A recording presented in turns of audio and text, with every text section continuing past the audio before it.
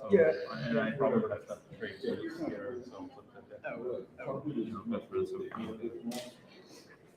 Hi, everybody. Hey, how you doing?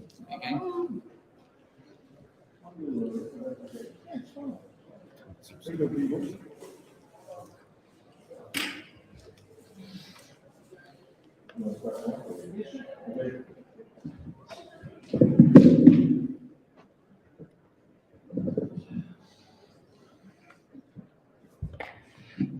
Hello, everyone. How's it going? We're here to talk to. This man has got a tremendous career. Most people know him from G.I. Joe voiceover work, but if you ever Wikipedia him, he has met some tremendous people. Even back to Golden Girls and come on, go with it. I know you guys are mostly here. The G.I. Joe. I'm happy to hear anything to be said and everything. So, But let's welcome everyone. Hi, my name is Fiona Young, and I've been around for a long time now. And so there's I became a professional in 1967, but I started studying before then. I'm going to tell you a little funny story. I was in Hawaii, and I got interested in theater and performing. And I wasn't going to be an actor, because it's so tough being an actor. I was going to be kind of like a technician, hang lights, build sets, paint sets, do costumes, whatever. But actors, being what they are, they don't like to do small parts. So when I was young, all the actors thought they should do the lead parts, and so no one wanted to do the part of the waiter who came in and said, "Your coffee's ready." So I'd be hanging up lights, and the director would be going like, "Come down here, I want you to do this part." So I'd be doing those parts. And so finally, there'd be parts in musicals that they need a guy with a lower voice. So I kind of had a lower voice. They needed a bass. And here's the story where you can never tell what happens as long as you're in the mix. And so I did My Fair Lady, How to Succeed in Business Without Really Trying. I was like 15, and I was in the chorus, and with me was another young woman who was 16. She was a year older than me. She was in high school. I was in high school too. And we sang together, and we became good friends, and she became Bette Midler. So, oh wow, so you never know, you know what I mean? Like people say, how do you become a voice actor? Well, you just got to do it. You got to take the opportunity whenever it avails. And so anyway, so I've been in so long, I can talk about a lot of things and a lot of parts of the industry that you might not know about and you know about. I mean, I know them all. I've worked with them all. Prestigious and not so prestigious. I mean, I've done films like Beverly Hills Body Snatcher. It's like, I don't know if anybody's seen, but I had a hell of a good time, and they paid me good money. So, I mean, so you never know. And then I'd worked with Billy Wilder. I don't know, probably young people don't know that, but Billy Wilder did, what did he do? He did Sunset Boulevard with Gloria Swanson and William Holden. He did The Apartment with Jack London and Shirley MacLaine. He did all those great features. But he gave me one of the best acting lessons that I've ever had. He said, "Mr. Young, don't act. Just let it out from your body." And I said, "Yeah, that sounds right." Because I was trying to act, I was trying to be serious. I was trying to be something that I wasn't. And then I worked with Francis Ford Coppola, who did The Godfather. But I've also worked with, like Joe Ritter, who's like on a $10,000 budget and could feed you tacos that his mom made for lunch. Sounds really good. So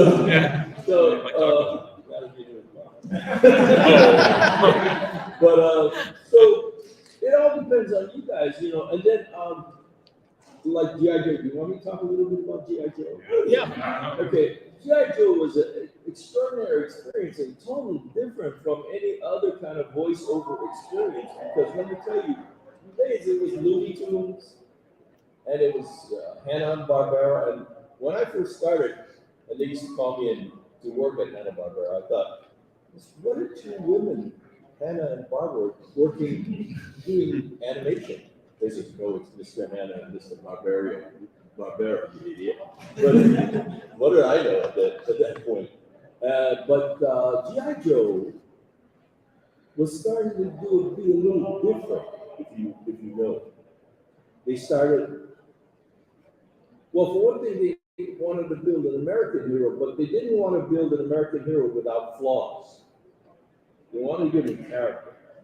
They also wanted to diversify the American scene. So you had a lot of women who were like, like Mary Mack who played.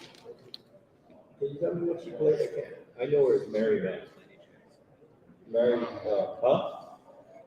Okay, anyway, and then Morgan Lofting who played the Baroness.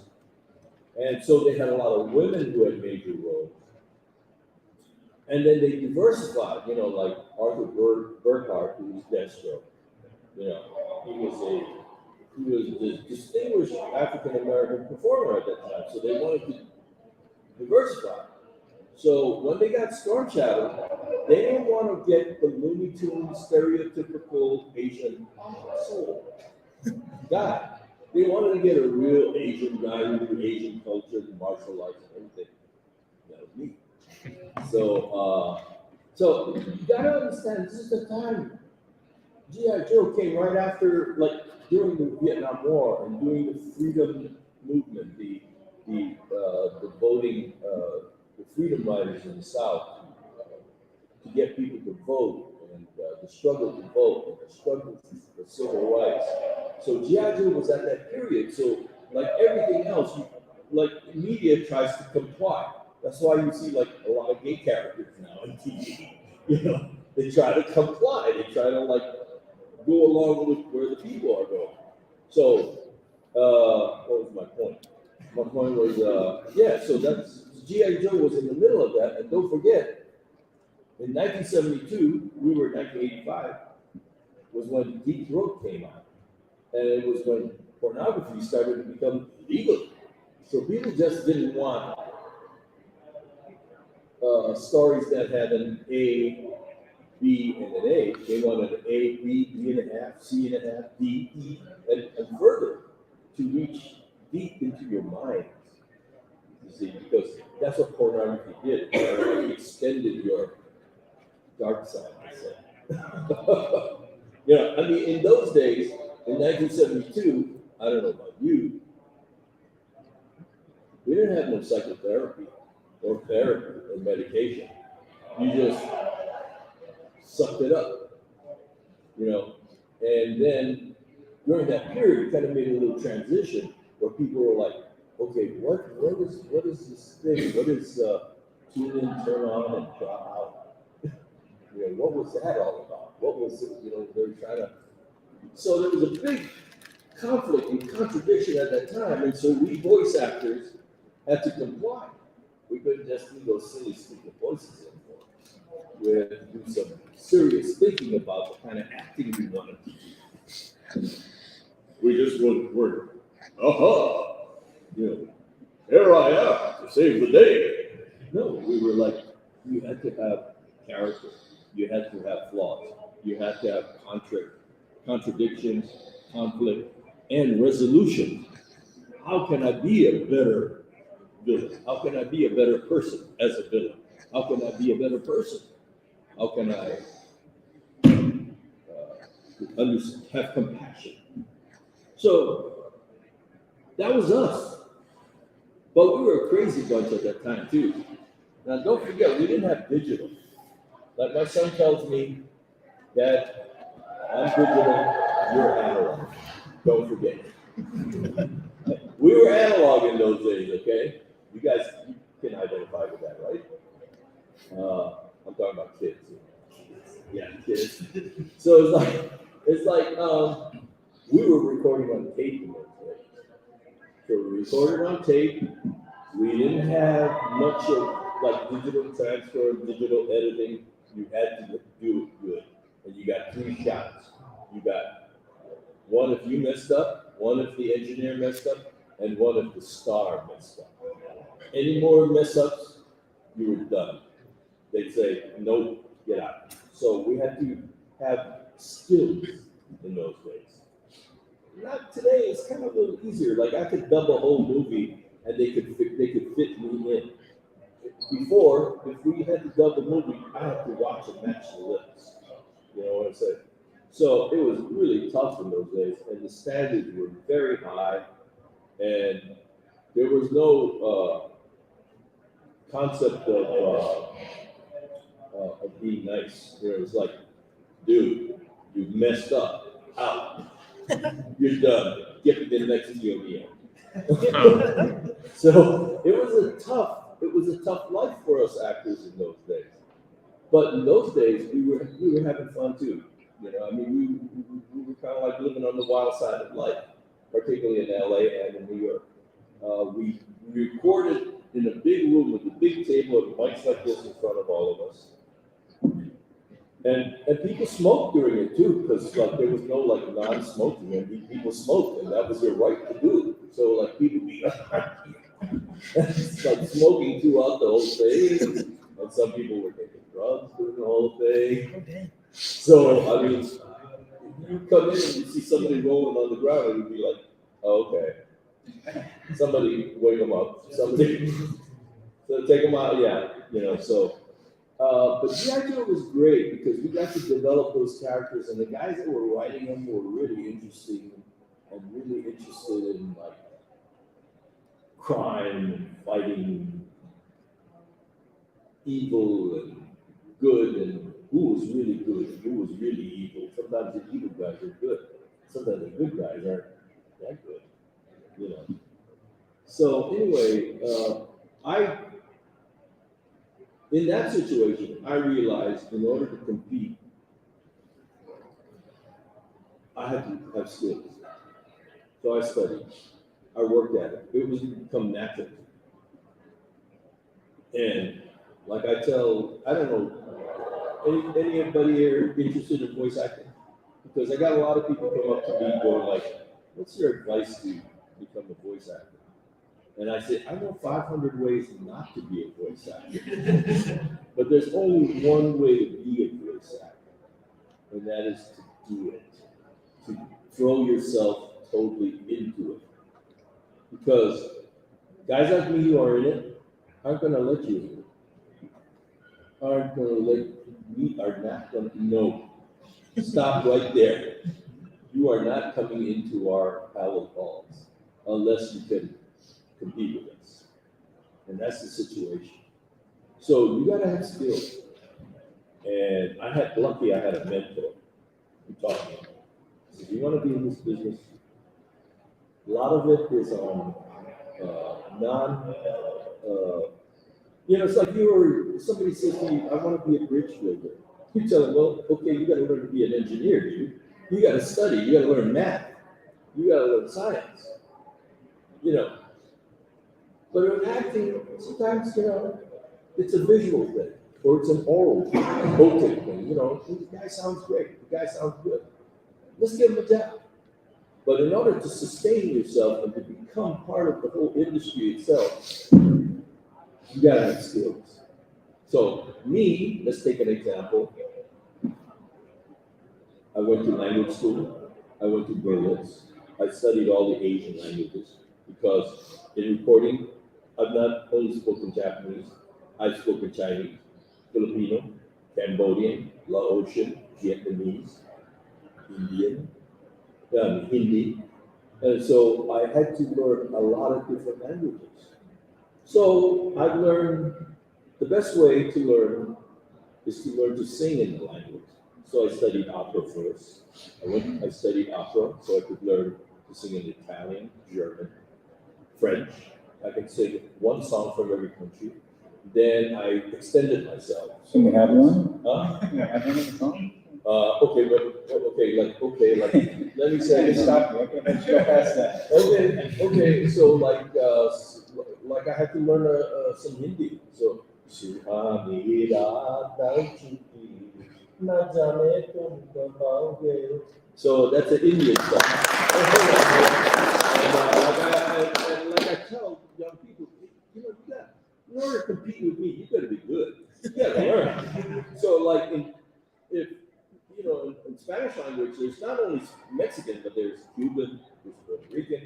So it's like I had to learn those gardenias para ti, yeah, quero decir, mi vida. So what happens is you learn the culture, you learn the rhythm of the people. You know what I'm saying?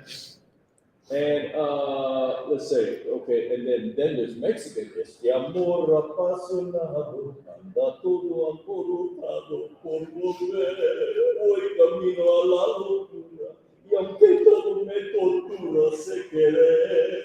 So that's a ranchero for him. He's really crying all the time. You got me melted. So, you know, I learned all the language, because once you learn the songs, you learn the culture of the people. Food is another good thing. You learn to eat everybody's food. But that goes for regional too, you know. I studied a lot of stuff, you know, like I studied mountain music from Roscoe Holcomb and Heidi West, you know. If you miss the train I'm on, you know that I'm gone. I'll be here 500 miles from my home. You know, you know, that high lonesome sound. You know, I studied Bill Monroe. You know, so I mean, these are things you got to learn as a voice actor. Let's not be a character. You know, in anime it's easy now. A lot of people can just be like, you know, to very themselves. You know, but in order to expand, in order to work in our field, in order to compete, you gotta have science. You know, you gotta have the science. I can read music. You know, and that's one good way. Like with the voice acting, you hand them a sheet of music and say, "Can you read this? Can you sing it? Can you tell me the melody?"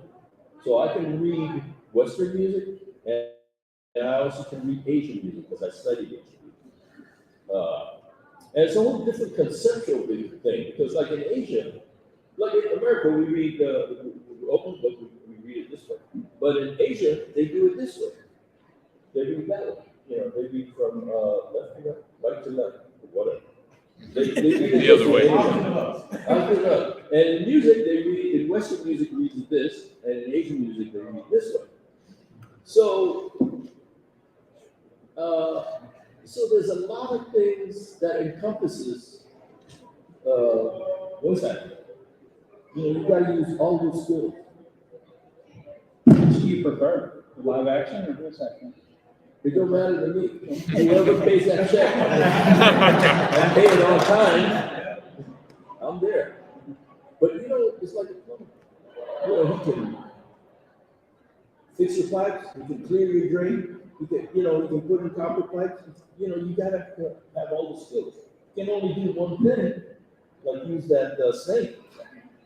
You know, you only can go so far. So that's how I take it, because like I'm a working guy, you know, I respect working people, and they have skills, you know, and in order to compete, in order to survive, you need all that skills. I don't know what you guys do, but in order to survive and to compete, you better have all these skills, because somebody will take your place right away. So, any questions? Yeah. Hi, I just wanted to say I loved your role as Sean in Avatar: The Last Airbender. And I wanted to ask, since I know the creators, with the story, they set it out from beginning to end in advance, like everything is set up in advance. Yeah. So when you were on that episode where you tried to teach Aang Firebending, did they tell you that like later on that you would be in the series finale as part of the White Lotus, or was that like a secret? Did they try to keep the story secret from the cast? Sir, that's questions it's too hard for me. I mean, I come in, they see the paper in front of me and they say, we're doing this today. I go, okay, give me 10 minutes, let me look it over. You know, what show are we doing? Avatar? What character? Where is he from? you know.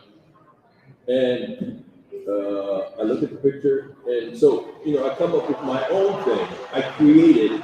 They hear it and they go, that's good, or no, you know. So when you ask me these questions about like story and concept, yeah, they do, but you have to bring it yourself. You have to already know. Most of these guys, they don't know what they're doing. They're writing about a culture, a land that they don't understand. You know, it's like a Martian writing a story about America. They don't know. Let me show you what it's all about. So that's what basically our role is. Basically, I'm talking about top tier voiceover people. Will come in and give you what you teach you what you want, particularly in my venue. I got a couple great stories about Avatar. I don't know. Are you guys interested in it? Yeah. Please.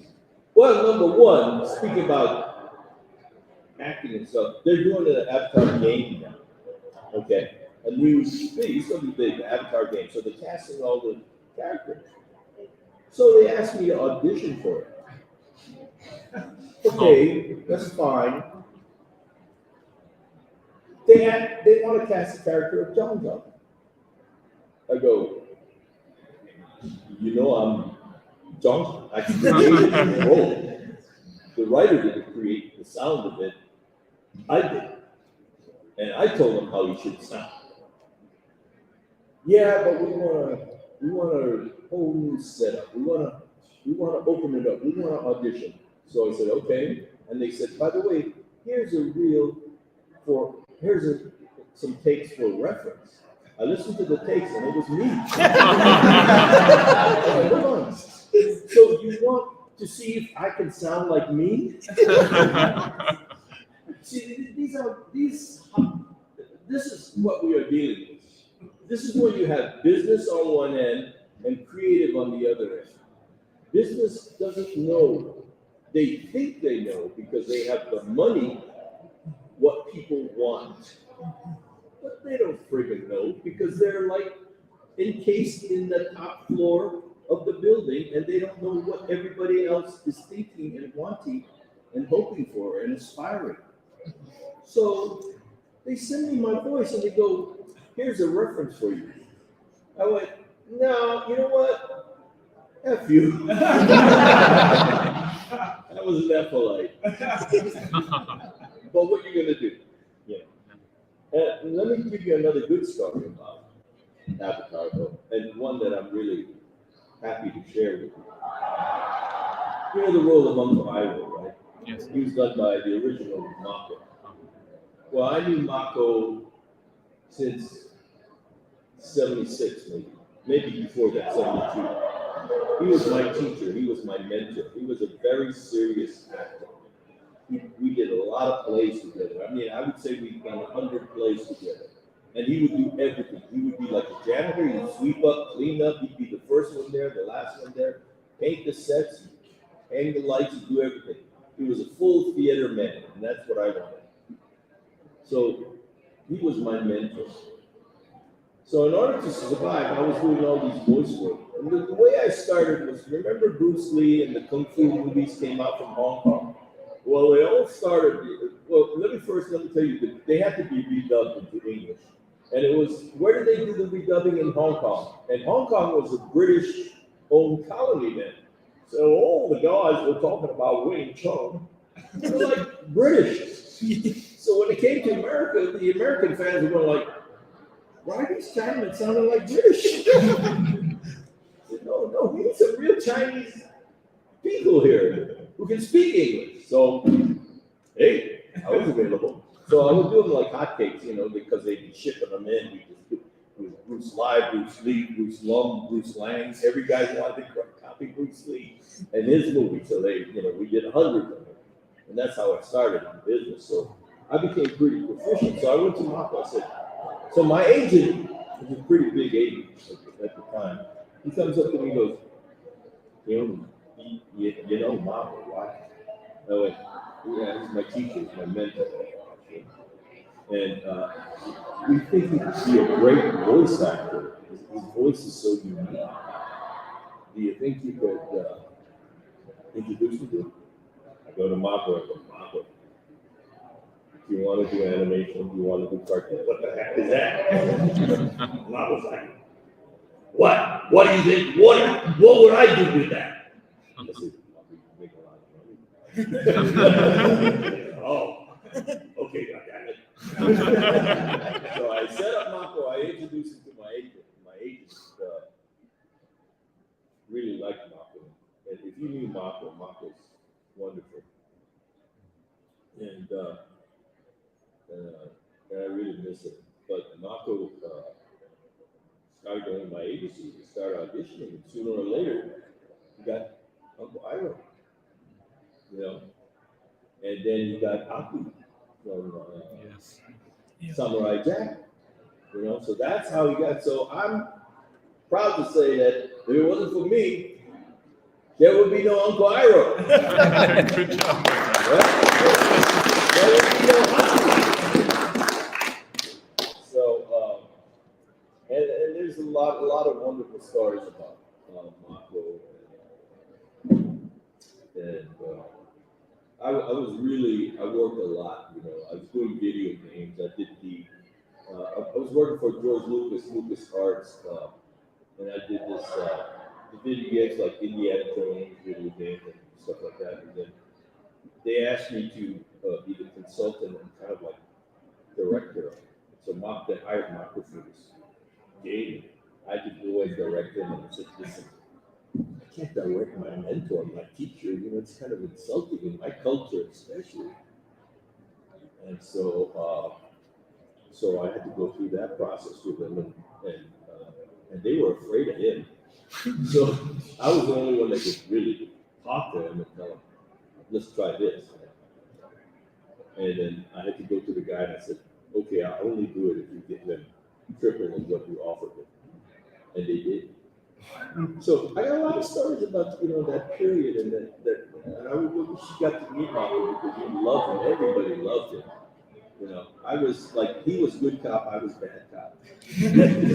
Everybody didn't like me, but they had to deal with it. So anyway, any questions? I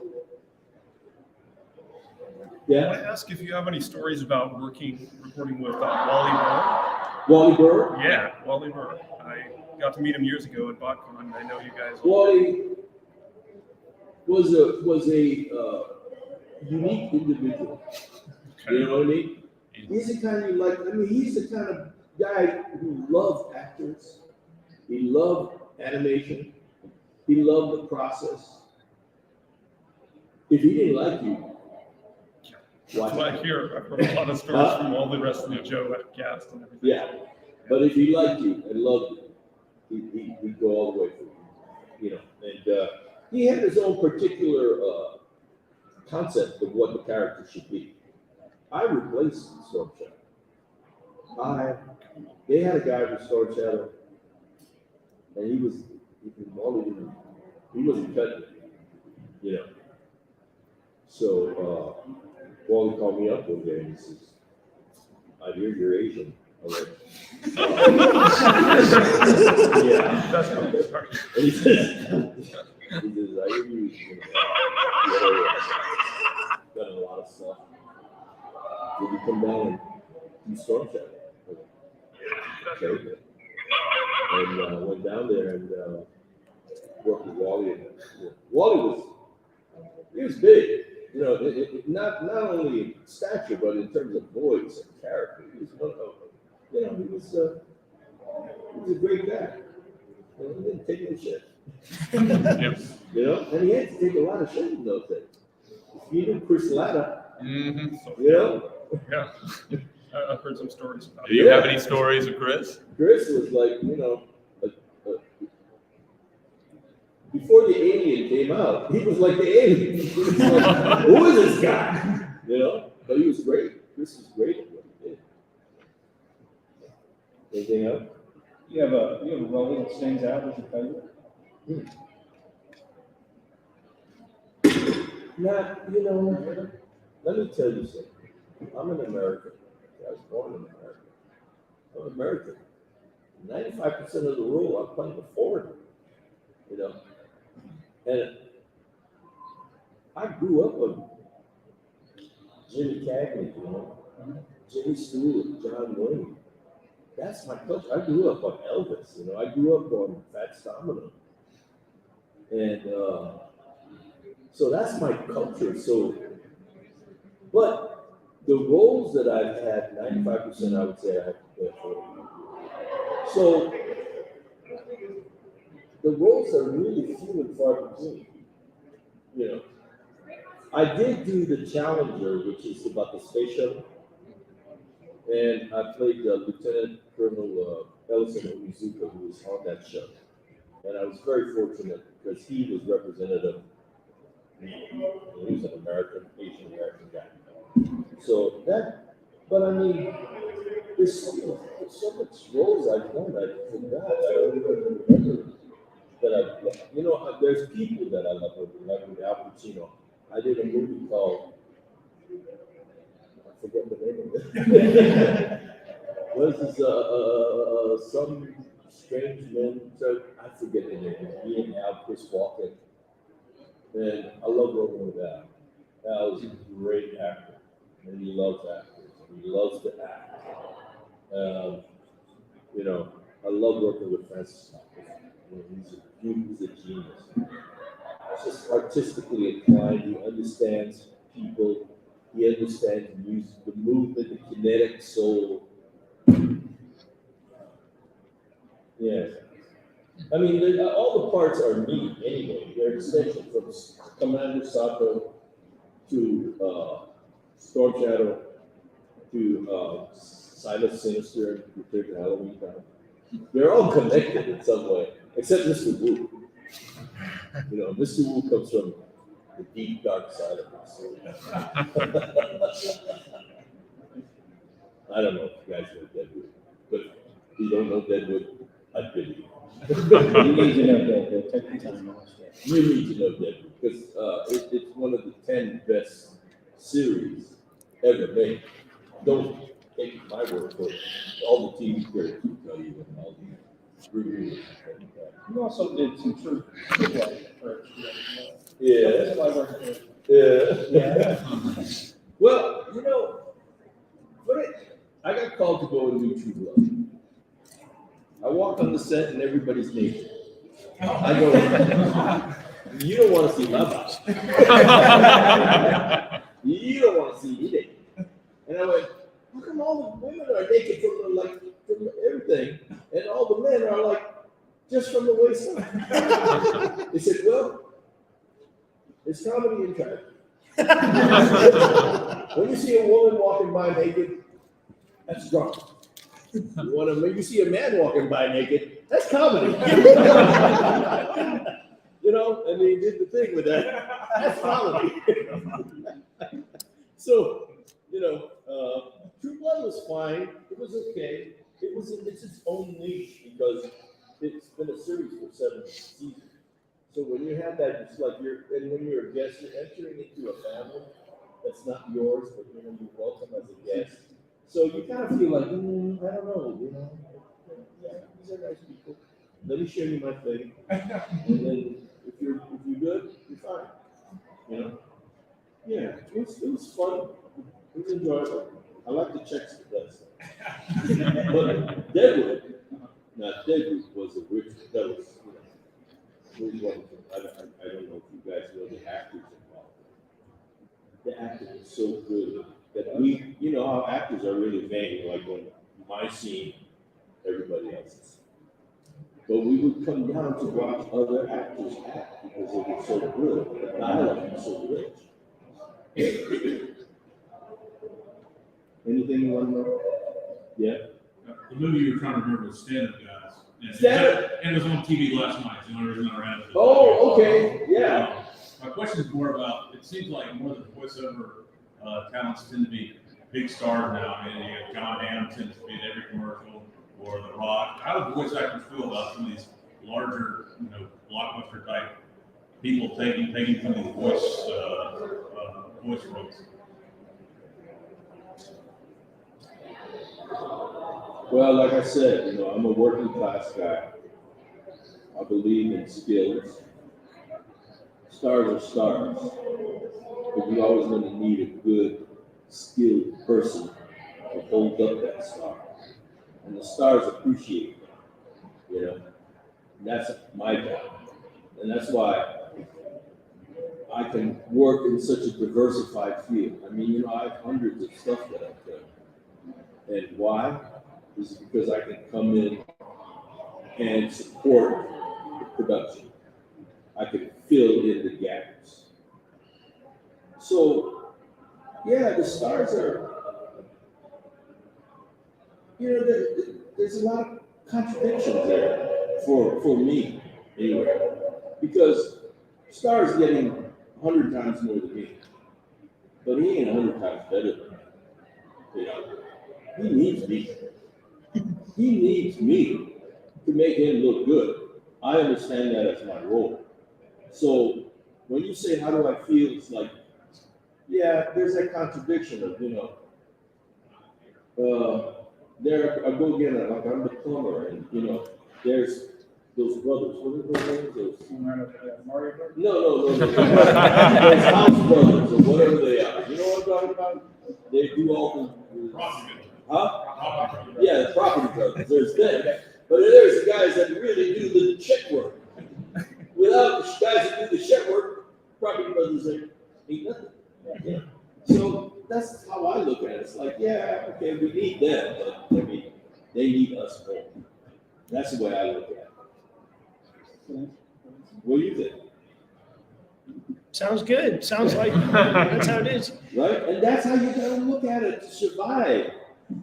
That's how you gotta look at it to survive in this world. You gotta look at it like, hey, I'm skilled. I know what I'm doing. I mean, you gotta work hard to get those skills. But once you get those skills, you can say, you need me just as much as I need you. When I first went into the business, I used to complain a lot about this thing.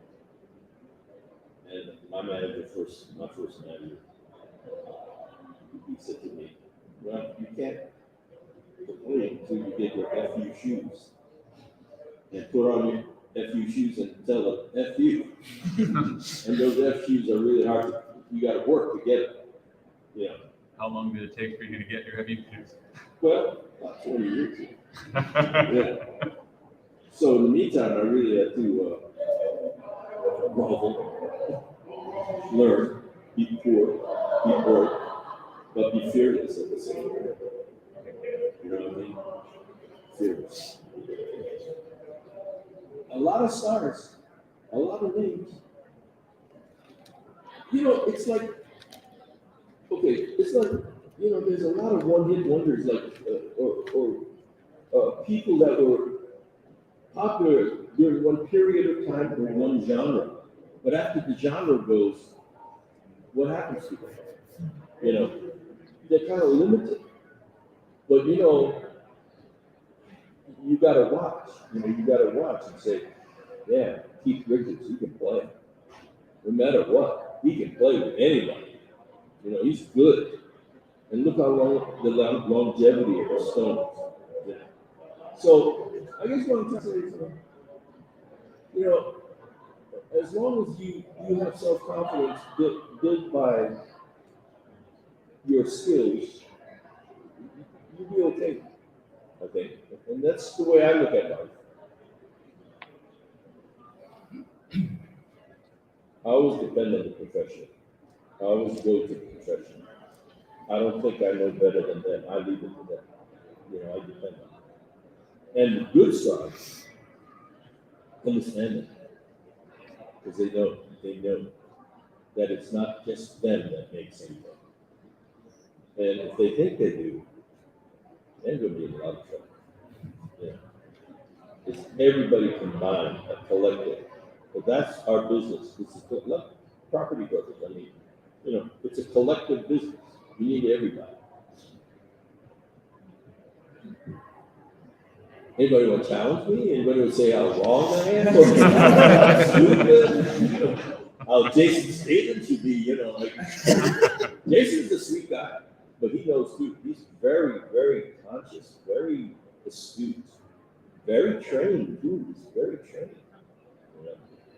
So, I love working with the guy.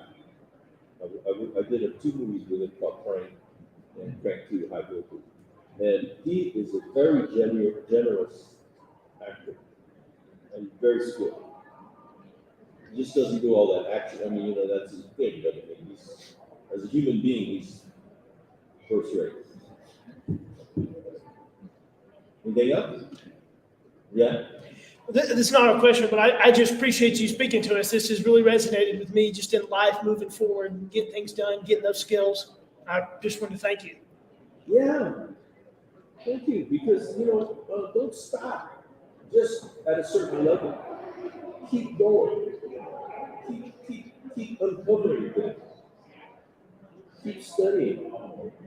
And I guess that's my philosophy. Keep studying. And because maybe it's kind of a sickness in me that whatever I do, I want to be the best, even if I'm not. I keep striving for it. There's so much of it today. It's like, don't worry about it. You can get by. Don't worry about it. All you have to do is, you'll pass.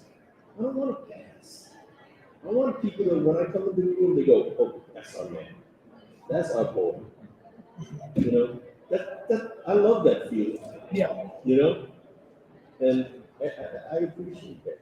Because I've been judged in many other ways, like we've all been judged. We get judged by our looks, our composition, our background, and it's hard for people. Got the last 5 minutes or so. I just wanted to ask you, Mr. Young, tell us about your hobbies. What do you like to do for fun? What do you do for fun?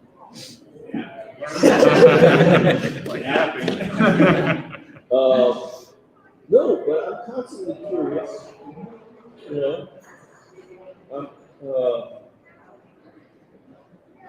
I like food, but food is because of other people's culture. I can't stand for something. Well, I don't eat parsley. I don't eat. I try everything. I learn, and through that, I learn about people. It just doesn't stop there, And I learn what is the best. Of course, my wife loves that because she likes to do all these fancy restaurants that cost me so much money. But I mean, yeah, I like to. Yeah, I tell you, I'm crazy at it. You remember poker was a big craze? So I said, I'm going to learn how to play poker. So I studied. I started on $1. Then I read, and I took classes, and I hired a coach. I studied, and I want to see how far I could go. So I amassed a little fortune, playing $1 tournaments, $2 tournaments, and $5 tournaments. And I read books about, the mathematical side of it and the optical, because it kind of woke in my mind about how to deal with people and how to read people. You go into a room and you can see what people's weaknesses are, whether they're aggressive or they're passive, and poker will teach you that.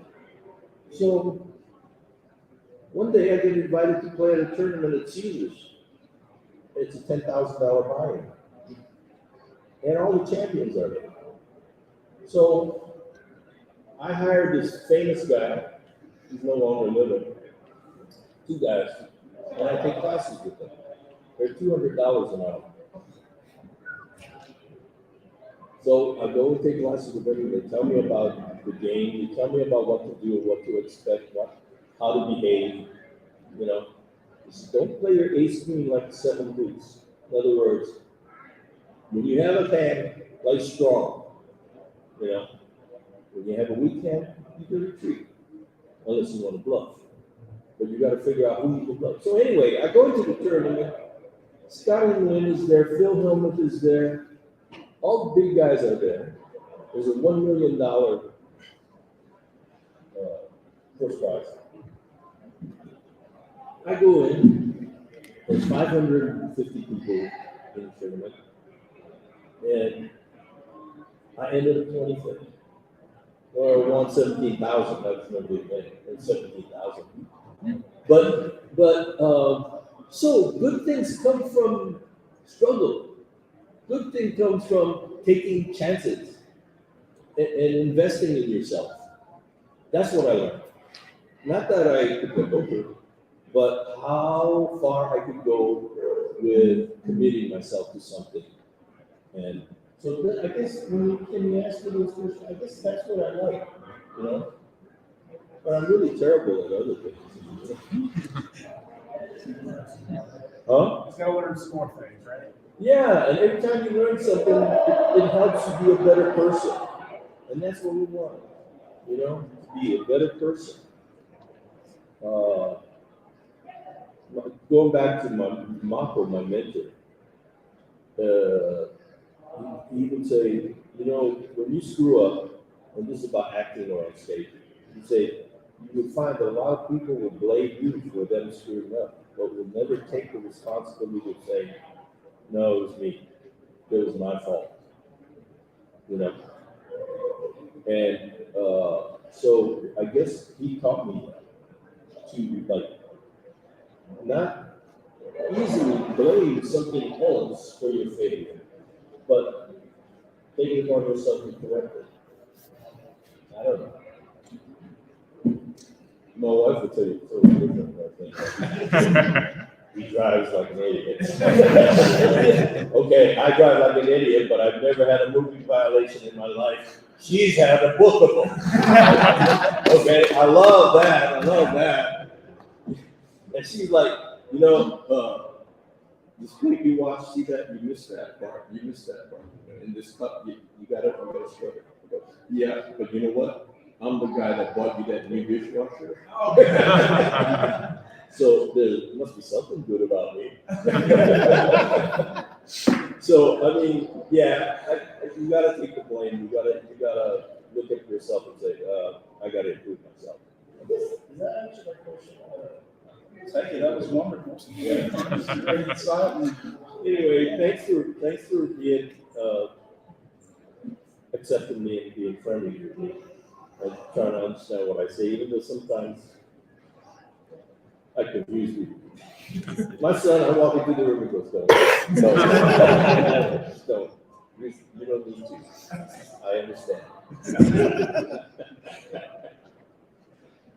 Well, thank you. advice. All right, thank you for coming. And I hope you have a good time out there. Thank you.